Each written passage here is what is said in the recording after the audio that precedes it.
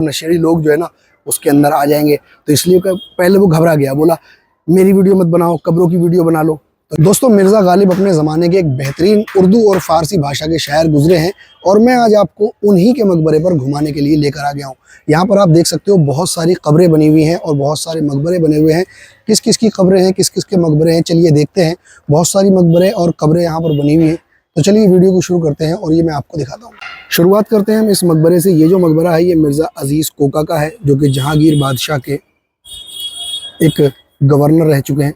ये जो कब्रें आप देख रहे हो, इन कब्रों की कंडीशन देखें कि यहाँ पर कितनी गंदगी और कूड़ा पड़ा हुआ है, और ये भी किसी न किसी खास पर्सनालिटी की कब्र रही होगी। ये अष्टभुजाकार ये कब्र बनी हुई है, अष्टकोणीय जिसको बोलते हैं, 8 कोनों वाली कब्र। इस तरीके के मकबरे भी बने हुए होते हैं। लोधी कालीन मकबरे इसी तरीके के बने हुए होते हैं। हालांकि आप देखेंगे यहाँ कब्रों के पास कितनी गंदगी है और कितना कूड़ा पड़ा हुआ है, देखो।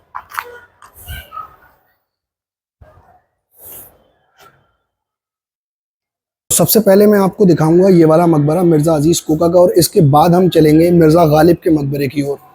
ये भी एक तरीके से पूरा का पूरा कब्रिस्तान है, और इस कब्रिस्तान के अंदर एक ख़ास आदमी जहांगीर बादशाह के, जहांगीर वही बादशाह सलीम जहांगीर अनारकली वाले, तो ये उनके जो है गवर्नर रहे हैं गुजरात के, मिर्ज़ा अजीज़ कोका। देखोगे अगर आप यहाँ पर इसके अंदर, तो इसके अंदर बहुत सारी कब्रें बनी हुई हैं।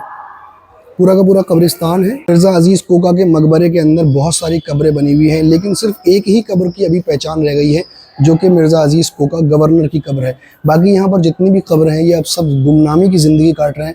इनकी किसी भी कब्र का कोई नामो निशान पता नहीं है कि किसकी कौन सी कब्र है। तो सामने की तरफ आप कब्र देख रहे हो ना, वैसे यही कब्र है जिसकी पहचान है। बाकी इसके अंदर जितनी भी कब्रें बनी हुई हैं, इनमें से किसी कब्र की अब कोई पहचान नहीं है कि कौन सी कब्र किसकी है। अब सब गुमनामी की यहाँ ज़िंदगी काट रहे हैं। हालांकि कोई ना कोई ख़ास पर्सनालिटी ये लोग ज़रूर रहे होंगे जिनकी यहाँ पर कब्र बनी हुई है। 64 पिलर लगे हुए हैं, बहुत ही खूबसूरत तरीके से ये बना हुआ है। और अगर मैं आपको छत की तरफ दिखाऊं तो इसके अंदर जो गुंबद बने हुए हैं बहुत ही खूबसूरत तरीके से बने हुए हैं, क्योंकि ये संगमरमर है। इस पत्थर को संगमरमर कहा जाता है। ये वाइट वाला पत्थर जो है, इसी पत्थर से मिर्ज़ा अजीज़ कोका ने इस मकबरे को सन 1624 में, सन 1623 से लेकर 24 तक ये मकबरा बना है। और ये वाली जो कब्र है, जो सबसे बड़ी कब्र है, यही कब्र है मिर्ज़ा अजीज़ कोका की। इसके ऊपर बहुत ही खूबसूरत तरीके से नक्काशी का काम हुआ है।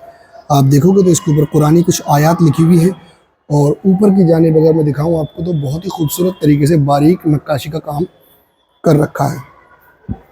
सन 1623 से लेकर सन 1624 तक इस मकबरे का काम चला था, यानी कि 1 साल में ये मकबरा मिर्ज़ा अजीज़ कोका ने खुद ही बनवाया था। इसकी खिड़कियों की तरफ अगर आप देखोगे तो कितनी शानदार तरीके से इसकी खिड़कियां बनी हुई हैं। चलिए दोस्तों, अब मैं आपको मिर्ज़ा गालिब का मकबरा दिखाता हूँ। इसके जो है बराबर में ही मिर्ज़ा गालिब का मकबरा बना हुआ है। तो यहाँ से हम बाहर जाएंगे तो सामने की तरफ अगर आप देखेंगे तो ये वाला जो दरवाज़ा है, यही मिर्ज़ा गालिब के मकबरे की ओर हमें लेकर जाएगा। इसके अंदर एंट्री करते ही जो सबसे पहला ये आप मकबरा देख रहे हो छोटा सा, यही मकबरा है मिर्ज़ा गालिब का मकबरा। इसके अंदर कब्र बनी हुई है मिर्ज़ा गालिब की। ये सामने जो कब्र है ये मिर्ज़ा गालिब की कब्र है, और इनके सर की तरफ यहाँ एक बोर्ड लगा हुआ है, और इस बोर्ड पर फ़ारसी भाषा में कुछ लिखा हुआ है। और इनके आसपास और भी कुछ कब्रें बनी हुई हैं। यहाँ आप देख सकते हो, यहाँ कुछ कब्रें बनी हुई हैं। इन कब्रों को भी जो है, ये कब्रें भी उसी ज़माने की हैं, जो ज़माना मिर्ज़ा गालिब का ज़माना है, वही ज़माना इन कब्रों का भी है। और इनके ऊपर अगर आपको मैं दिखाऊं ज़रा करीब से, तो इस कब्र पर कलमा लिखा हुआ है। ये कब्र जो है कुछ ज़्यादा ही टूट फूट चुकी है। यहाँ पर एक सिरिंज पड़ी हुई है, ये देखो। सिरिंज का यहाँ पर क्या काम हो सकता है, आप खुद ही सोच कर देखो दोस्तों। मेरा जहाँ तक आइडिया है, यहाँ पर जो नशेड़ी लोग आते हैं ना, उन्हीं का कारनामा है ये। और यहाँ पर काफ़ी कचरा पड़ा हुआ है। यहाँ पर एक बोर्ड लगा हुआ है, जिस बोर्ड पर उनका एक शेर लिखा हुआ है। वो शेर मैं आपको ज़रा करीब से दिखाता हूँ। उनकी शायरी में यहाँ पर लिखा हुआ है, न था कुछ तो खुदा था, कुछ न होता तो खुदा होता, डुबोया मुझको होने ने, ना होता तो मैं क्या होता।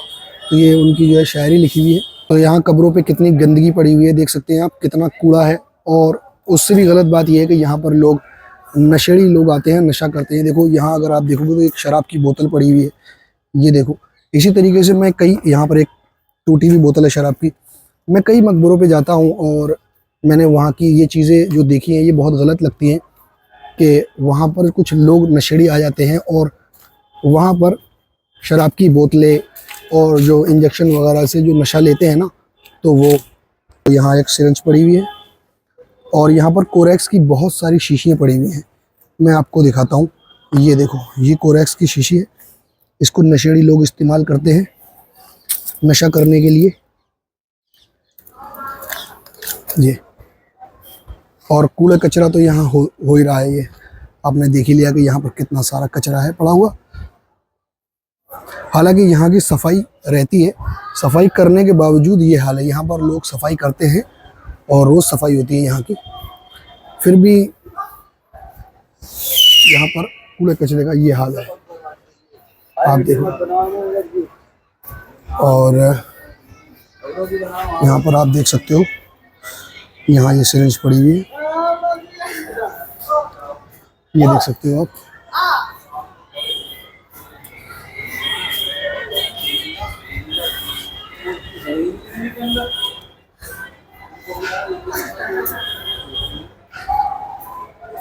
जो मुझसे कह रहे थे कि वीडियो यहाँ मत बनाओ भाई, क्योंकि अगर मैं यहाँ की वीडियो बनाऊंगा तो वो नशेड़ी लोग जो है ना उसके अंदर आ जाएंगे, तो इसलिए पहले वो घबरा गया, बोला मेरी वीडियो मत बनाओ, कब्रों की वीडियो बना लो। तो इस तरीके से मकबरे के बाहर कुछ और कब्रें बनी हुई हैं और एक कुआं बना हुआ है, लेकिन वो जितनी भी कब्रें बनी हुई हैं वो सब गुमनाम कब्रें हैं। चलिए मैं आपको नज़दीक से दिखा देता हूँ वो कुआं। हालांकि अब तो कुएं पे जाल लगा दिया है ताकि कोई गिर न जाए उसके अंदर। ये देखो, ये कुआं है, इस कुएं के ऊपर जाल लगा दिया है और यहाँ पर 2 कब्रें बनी हुई हैं। इसी तरीके से यहाँ पर भी कुछ कब्रें बनी हुई हैं इस साइड में।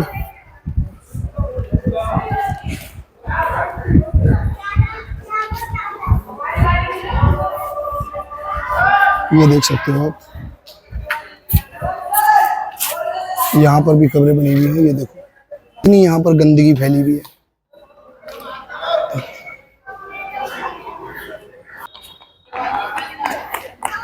और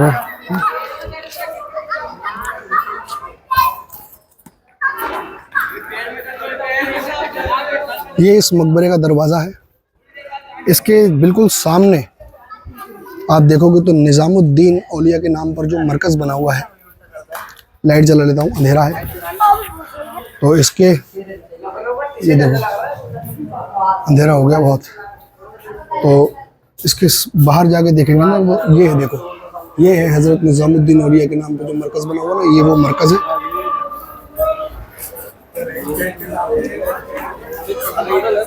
ये देखो, ये अब मैं बाहर आ गया हूँ।